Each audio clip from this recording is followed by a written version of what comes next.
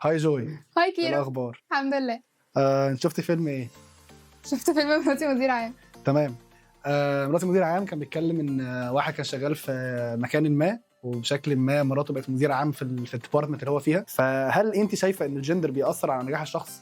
يعني هل ان لو هو راجل مثلا ليه فرصه اكبر ان هو ينجح عن الست، ولا الفيلم فعلا بيأثر بيعبر عن حاجه واقعيه في ان ممكن الست تنجح عادي؟ لا، هو بيعبر عن حاجه واقعيه، بس في اماكن معينه بتبقى شايفه ان هو لا، لو انا خليت ان الست هي المديره حتى لو هي الاكثر كفاءه، بس في رجاله تحتيها هم مش هيرضوا يشتغلوا، فانا هبقى خسرت نسبه كبيره من العاملين علشان رقيت واحده حتى لو كفاءتها كبيره، فخلاص عادي هقمعها واخلي الراجل الموجود، وهي كده كده هتشتغل وهتطلع الحاجه احسن 100 مره من كل الموجودين تحتها علشان هي الاكثر كفاءه. يعني الجندر بيأثر بس بشكل غير مباشر، بيأثر ان هو في ناس على حسب معتقده حاجات، اخلاقيات الموجودين في ان المكان. الناس معتقده حاجات، فده هيأثر على الشغل، لكن في حد ذات الجندر نفسه مش بيأثر على كفاءة العمل.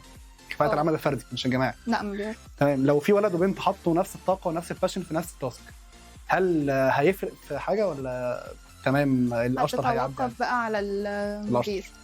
لا، على المدير. يعني هما الاثنين حاطين نفس الحاجه، لو هما الاثنين نفس الشطاره فالمدير هيبقى واقف ان هو عايز، لو هي ست هتبقى مينلي تقريبا مايله اكتر انها تخلي البنوته. لا، ما مش قصدي كده، انا قصدي دلوقتي انا كلاينت واديت لشركه حاجه، ماشي، هم في ولد وبنت عملوا نفس التاسك، انا مش عارف مين عملها. اوكي. هل انا ممكن اميل اكتر للشغل اللي ولد عمله لو انا مش عارف حتى الولد عمله؟ هل ممكن ولد يدي كفاءه اعلى ممكن هو ولد، ولا لا، يعني على حسب الاشطر؟ الشطاره. الاشطر انت هتميل تطلع لك برودكت كويس احسن في الاخر. طيب احنا عرفنا ان انت من افلامك المفضله كانت تيمور وشفيقه. ايوه تمام. في تيمور وشفيقه كان نفس الكيس تقريبا، بس الفرق ان في الاخر شفيقه استقالت من شغلها عشان ترضي تيمور وبقت ست بيت.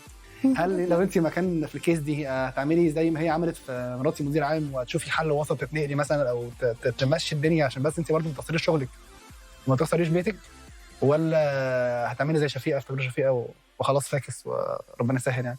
هو انا لو هتنقل في نفس البوزيشن بتاعي فهعمل ده، وهيبقى خلاص بقى مفيش مشاكل مفيش حاجه.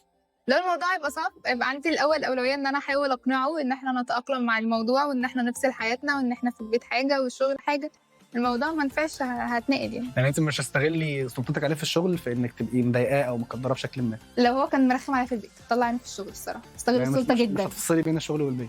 انا هفصل يعني انا مش هفصل، بس هو مطالب منه انه يفصل. ده ايه الرخامه دي؟ نرفزت. خلاص ماشي. انا المديره. طب نسقف يا جماعه، شكرا يا جوي.